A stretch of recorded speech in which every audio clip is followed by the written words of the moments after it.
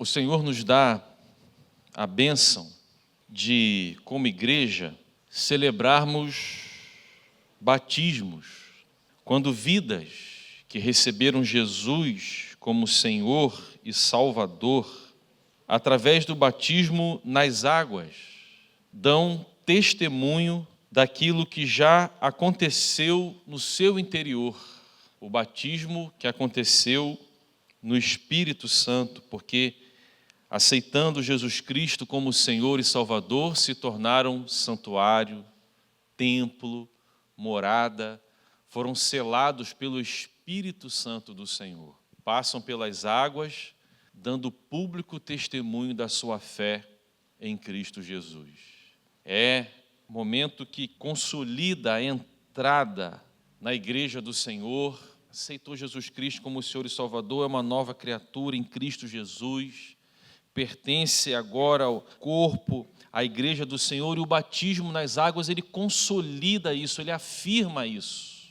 Ele é a ação visível diante dos homens. E agora, quando a igreja ela celebra a ceia, é uma celebração agora do corpo, daqueles que têm Jesus como Senhor e Salvador, e que passaram pelas águas dizendo: olha, Jesus é o meu Senhor e o meu Salvador.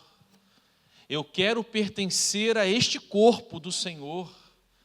Eu quero mostrar para o mundo que eu pertenço a este corpo, a igreja que foi estabelecida por Jesus e tomou forma a partir do derramamento do Espírito Santo no dia de Pentecostes em Jerusalém, como está na Bíblia em Atos 2, cumprindo as profecias. E como Joel deixa muito claro no capítulo 2, a partir do verso 28 ao 32, as profecias se cumprindo. Então a igreja toma forma, e desde lá, ao longo dos anos e dos séculos, vidas e mais vidas têm sido agregadas ao corpo, à igreja do Senhor. Muitos irmãos e irmãs no passado deram suas vidas. Outros, parte dos seus corpos físicos. Outros que se deram e se gastaram completamente pelo Evangelho, para que a obra pudesse se expandir sobre a face da terra e nós sermos alcançados. Imagina os irmãos que, por exemplo, hoje, uma pessoa que sai do Rio de Janeiro para chegar a Campos, ela vai, pela BR-101, vai gastar aí, creio eu, que 3 horas, alguma coisa um pouquinho mais, do Rio a Campos. Chega a 4 horas aí, no máximo, parando para fazer um lanche. E aí a gente lembra, irmãos, que há pouco tempo atrás, muitos que faziam essa viagem, faziam como, irmãos? De trem, com horários bem rígidos ali. Muitos estenderam essa viagem e foram um pouco mais para o interior, irmãos. E levaram o Evangelho para o interior do nosso estado. E muitos que saíram do interior vieram para regiões mais litorâneas depois. E o Evangelho foi chegando a regiões litorâneas. Na nossa cidade, o Evangelho ele tem um impulsionamento muito forte a partir do faroleiro que chegou para trabalhar no farol com a sua família, começou a pregar para os pescadores.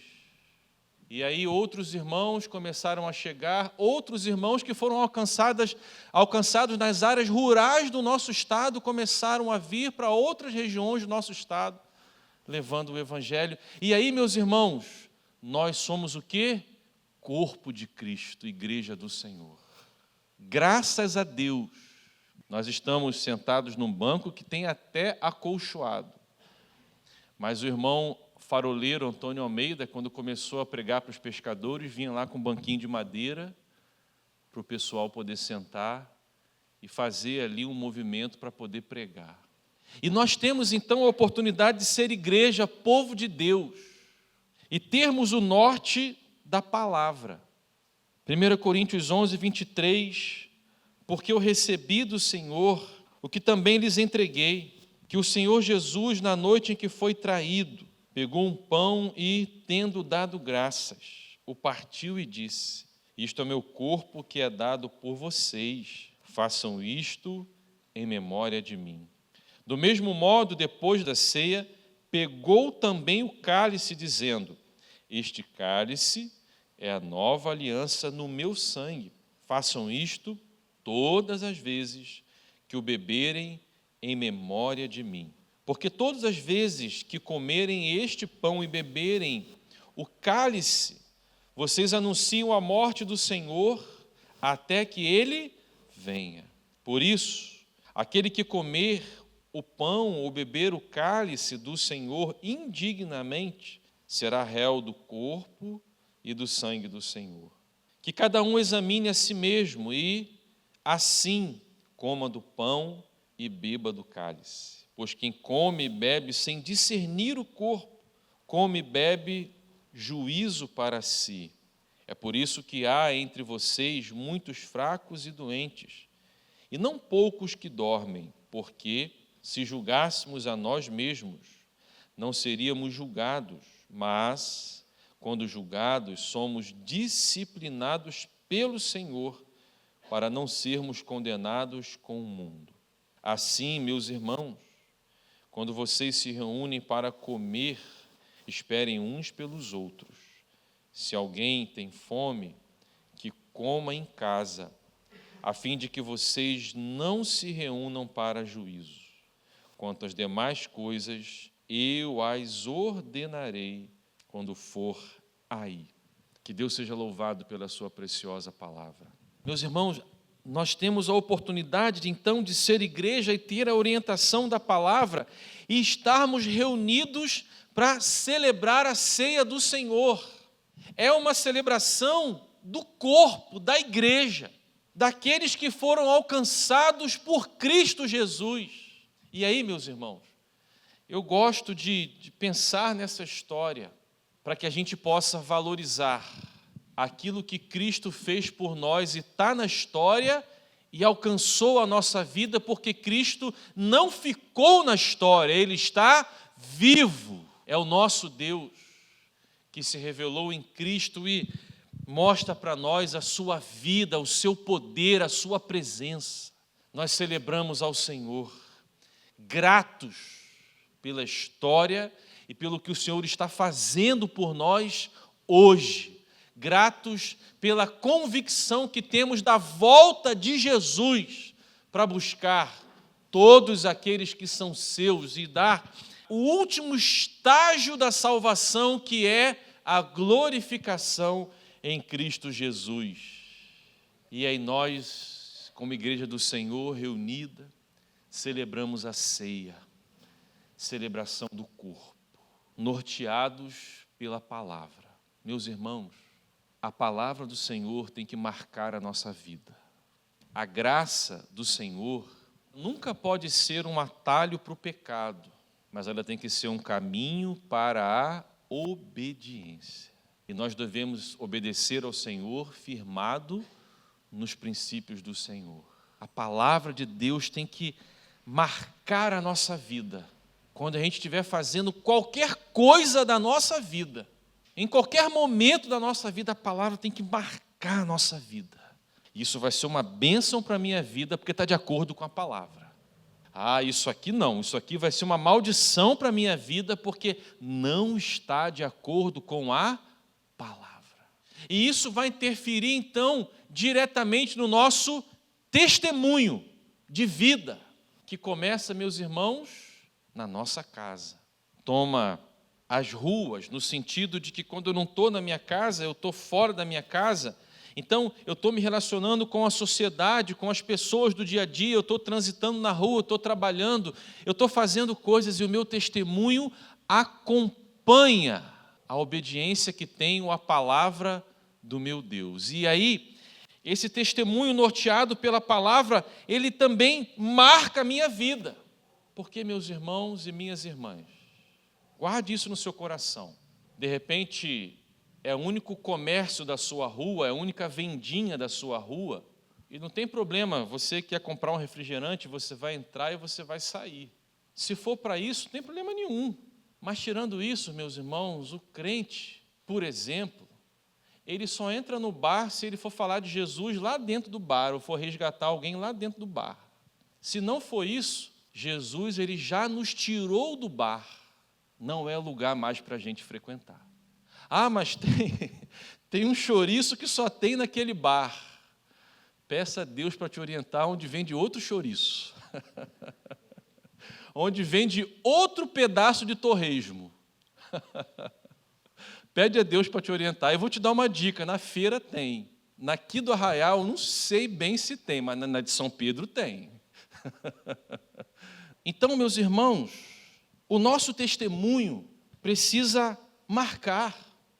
E tem lugares que Deus já nos tirou dele que nós não temos que voltar a esses lugares. E aí eu quero repetir isso.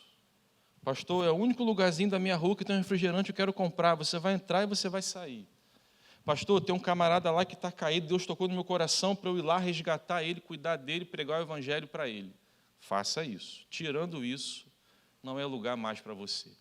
Tem lugares que não são mais para a gente. Tem coisas que não são mais para a gente. Tem coisas que nós não podemos negociar. Não podemos. Porque o diabo, o nosso adversário, ele está ao nosso derredor, bramando como leão, buscando a quem possa tragar. E nós temos que tomar muito cuidado com isso, irmãos. Sabe por quê? Porque tem momentos na nossa caminhada com o Senhor que nós estamos caminhando bem, mas pode ser que a gente se distraia com alguma coisa, irmãos. E essa distração pode nos levar a uma queda. E o que pode acontecer a partir dessa queda? Nós não sabemos. Por isso que nós não podemos o quê? Brincar. Por isso você, adolescente, jovem, não brinque com as suas escolhas, com a sua vida. Que você possa viver aquilo que Deus tem para você. Você não precisa se arrebentar todo para depois pedir a Deus para te curar. Deus cura. Lembra do filho pródigo, de Lucas 15? Ele foi e voltou, e o pai estava lá cuidando como Deus e honrando. Mas você não precisa se arrebentar. Permaneça naquilo que o Senhor tem para você. Essa é uma palavra que serve para todos nós. O mundo não tem nada de bom para oferecer. Se tivesse, Jesus não teria vindo a este mundo, morrido na cruz, para nos livrar do pecado de um mundo que jaz no maligno. O testemunho atravessa a nossa vida pela palavra. E pela palavra, meus irmãos, nós temos essa bênção de ser igreja, povo de Deus. Que coisa boa, meus irmãos, a gente está junto aqui nessa manhã. Alguns outros irmãos queriam estar aqui, mas não podem. Às vezes teve que viajar, está enfermo, e não pode estar aqui, mas queria estar aqui. E Deus tem nos dado essa bênção. Meus irmãos, louvado seja o Senhor. Há pouco tempo, meus irmãos, nós estávamos naquele momento terrível da pandemia. E que coisa triste, meus irmãos. Os irmãos, por exemplo, olham o pastor daí para cá, né? Eu olho os irmãos daqui para cá. E aí, vê os irmãos, que bênção. Pensam os irmãos agora, irmãos, quase um ano pregando, olhando para o celular. Que tristeza, meus irmãos. Eu sinto ainda, irmãos, esse período até hoje. Que coisa ruim que a gente viveu. E aí você querer olhar para o irmão, aí está lá o irmão que estava gravando lá com todo carinho, todo zelo, o irmão do som, tentando fazer mais 2, 3 irmãos, porque não podia ter muita gente, né? Que coisa triste, irmãos. Eu acho que até a pessoa mais antissocial, no período da pandemia, estava pedindo a Deus a oportunidade de estar junto novamente com os irmãos, né? Porque tem pessoas que são bem reservadas assim. Então, acho que o mais reservado de todos estava, Senhor, que volte logo, para eu poder estar junto com os meus irmãos, né? Coisa boa a gente estar junto. Coisa boa a gente ser igreja, povo de Deus. E a gente celebra a ceia como uma celebração do